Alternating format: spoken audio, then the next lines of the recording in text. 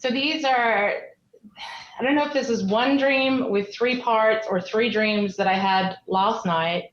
I'm going to skip the first. I'll just kind of skim over the first one just in the interest of time and because I think I've got a grasp on it. But in case it's important, the context is that I was at my old church that I spent most of my teenage years at in Australia. But the people who were in it, who I remember, were from my church here in Iowa.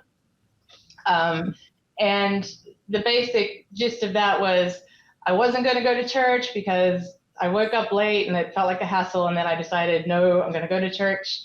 And then when I got there, my pastor wanted me to do like a small task at the end of his sermon, but he assumed that I would forget and not do it, but I didn't. So that was the first one. The second part, I was playing in the worship band. I play guitar and I sing. And I was up on the regular platform that we have, but I was behind. The person leading worship was Robin Bullock. If he rings a bell. Okay. So it was really, we were doing an awesome song. It was fantastic. But as we're getting to the end of the song, I get this, I'm thinking my guitar sounds like it's just getting a little bit out of tune, but it's hard for me to hear properly because of all of the cacophony around me. So I'm trying really hard to listen to it, trying to tune it by ear as we have the music going. And then I kind of give up and I think, I've got to tune it properly. But Robin Bullock is about to talk and I don't want to distract everyone tuning my guitar. So I decide that I'm going to go down to the basement where there's no one and I'm going to tune it there. And I kind of get this sense of agreement or assent from Robin Bullock. And then the next dream, which feels completely unconnected for me, but I'll say it anyway. If I'm talking too much, just go like this and I'll stop. You're doing fine. Okay, so I was on the front lawn of my house in Australia at night. My kids were little and they were playing near me, but I was the age I am now. And I sort of look up the street and I can see a lady coming out of her house with a fairly big dog and that she's taken the dog to do its business. But she leaves the door a little bit open behind her and she has a very large guinea pig that bolts out the door, runs down the street, quite a long distance for a guinea pig, and runs into my lap.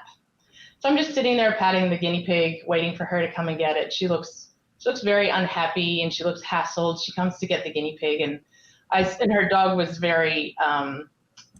difficult. So I said, I'll take the dog and she can take the guinea pig back to her house. And then all of a sudden my dog was there and her husband appeared and he took my dog. I just said, make sure my dog doesn't get near your guinea pig, it might eat it. We get back to their house, she gets the animals inside, and then her guinea pig runs out again. And I'm thinking, oh no, my dog's gonna eat it. But the two were just sitting next to each other, fine. And then my cat woke me.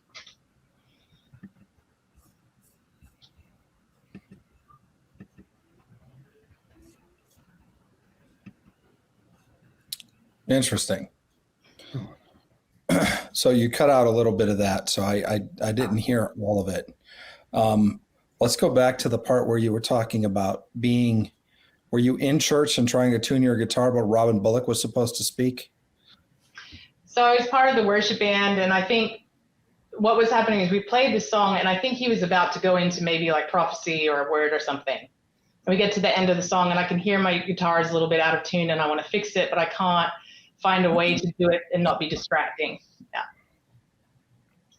Okay, that's really interesting. And so is that the end of that dream or just that part? That's what I can't tell if that's the end of the dream or if that is part of a 3-part dream. It doesn't feel connected to the last bit to me at all, but I didn't know. Well, it's like a sandwich. Yeah, it's a bit of a sandwich. You've got the first one is in Australia, then you go to Iowa, then you're back to Australia. No, I think I'm in Australia the entire time. That's why I was going to ask you whether you were in Robin Bullock's church or your own. So no, that's why I mentioned the details of the first stream, because in the first stream, I'm in this building that our church used to hire every Sunday. And consistently in there, but the people I'm seeing in the first 2 parts of the dream are American, and it's not till the end of it that they seem to be Australian people. Interesting. Now, somebody said you went to the basement to tune your guitar. Was that true? That was the plan. I didn't get to see that, but that was what I was planning to do. And I didn't hear it from Robin Bullock. Now, I've seen Robin Bullock. I haven't watched a lot of him, but he has popped up. He and his family have popped up in about 3 or 4 of my dreams. So I could just sense from him that there was agreement. Like, yeah, that's a good idea. Go down to the basement and tune your guitar. Well, the first thing that I saw was Robin Bullock, kind of in Kim Clement-esque style, which, I've heard he's gotten, part of his mantle or something to that extent. Just like Kim Clement would almost always prophesy when he was playing on his keyboard, mm-hmm. Robin Bullock prophesies when he's playing the guitar, right? Mm-hmm. So to go down and tune your guitar, to him, it's more than a musical instrument or a worship instrument. It's an instrument of war, but it's also an instrument that facilitates his seer gift. Mm-hmm. So down in the basement represents the idea of getting down to the foundation of something. Mm-hmm. And it's interesting because it was like go time. Like he was about to, you were in the midst of, this wasn't 2 hours before the service. This was like right now. Mm-hmm. Right. And so it's, I think it's a warning, not a harsh warning, but just like a warning as in, it's later than you think. And you will have need of your prophetic and seer gifts a lot quicker, as well as the idea of prophetic warfare and that, which is kind of what, I don't know Robin Bullock personally. I'm familiar with a tiny bit of his ministry. I've seen him once in person and portions of a few videos, really is all. But I do know that he's a pretty powerful prophetic voice. And that, again, that he likes to war and play with the guitar with his family. And so I feel like it's like, get your weapon sharpened, get ready to do warfare, get ready to use the seer gift. And the foundation to me, what I think of is the Dreams Through the Bible Study series. It's the idea that that's the foundation that everybody goes through the spiritual intelligence mentorship. They go through the Dreams Through the Bible Study series because it's a foundation unlike absolutely any other dream course in any other church or prophetic community that we have searched, and we have never been able to find anything quite like going through every single verse and every single entire dream in Scripture. And so the idea of tuning and getting in tune with the gifting that leads to prophecy and foretelling, and then in this sense, a seer gift, relates to going back to the Word and really digging in and studying that portion of it. Mm-hmm. That's what Neil's actually on a worship team, and I believe he plays a guitar. I do, and I share your fear and trepidation with being out of tune. We played this one song. It was in drop D. I play the bass, and it was in drop D. So the E string, the low string, has to be tuned down to D. Well, the next song we were playing was in E, and there was a break in between. So we get up to play the next song, and the first note is low E, and I hit it, and it's low D, and it's like, that's sour. And so I just stopped playing and got out the tuner and retuned while we were live. And it was rather disconcerting. So I didn't get a chance to go down to the basement. I was just naked on the stage. So it is unusual to go to the basement to tune, but because he is about to talk, and my acoustic is pretty loud even when I've cut off its signal with the tuner. So I was concerned about distracting people. That's really interesting. So I didn't hear the fullness of the last part. Did you want to take a shot at the last part there, Neil? I was wondering if you could go over it. You were on the front lawn of your house in Australia. Yeah. But your kids were little age, like long time ago, but you were your age now. Mm-hmm. Okay. And so they were just kind of in the periphery. I was watching them, but probably daydreaming. Mm-hmm. And then I saw the lady up the street. I don't know her personally. I've never seen her before. Come out of her house with her dog. When did you leave Australia? 2017. Okay, so this is kind of a look backwards in time. Mm-hmm. Even though you're there back in time, but you're on the front lawn, so you're looking forward in time. Mm-hmm. So the next part is there was a a lady next door who opened the door and her dog came running out to do its business. Is that right? Yeah, she was kind of further up the street, and she was walking her dog out to do this. But when she did that, she has a pet guinea pig too, who ran out the door, down the street, and into my lap where I was sitting. It's quite a distance for a guinea pig. And it's not a lap dog.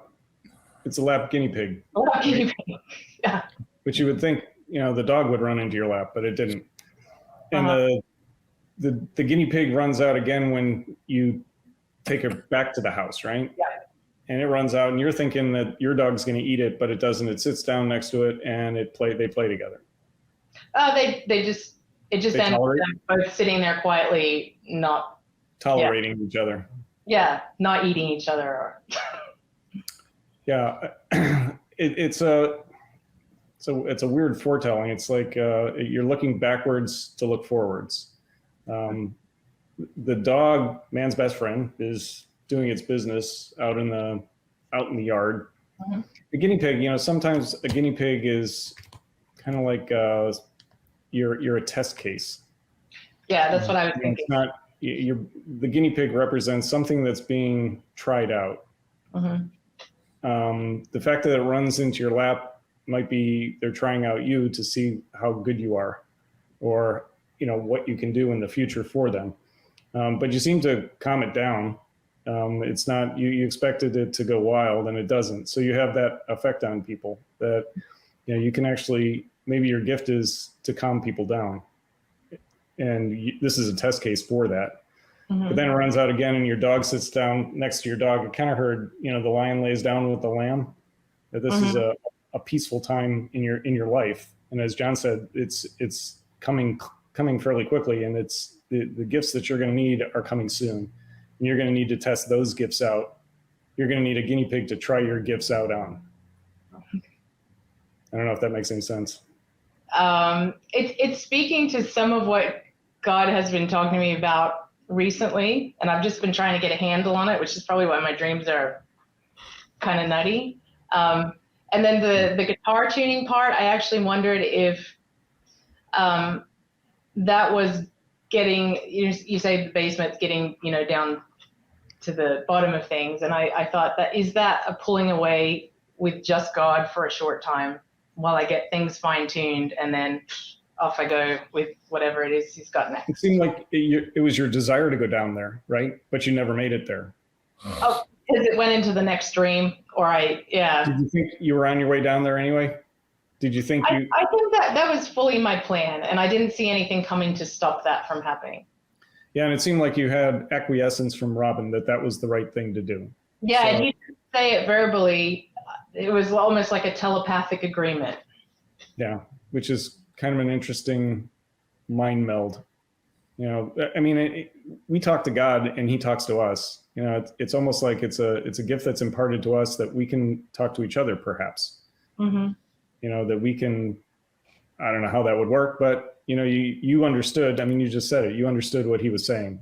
Mm-hmm. Either verbally, non-verbally, but it was in your brain that's what you guys were having a conversation. Because you didn't tell him that you needed to tune your guitar down in the basement, but he agreed that you should go down in the basement and tune it. Yeah. So, I think you should look for those experiences that, and don't discount them as, you being a crazy person, because you're not. You hear things that other people don't hear, and you can communicate on a different level than other people can. So that's a cool capability. Good dream.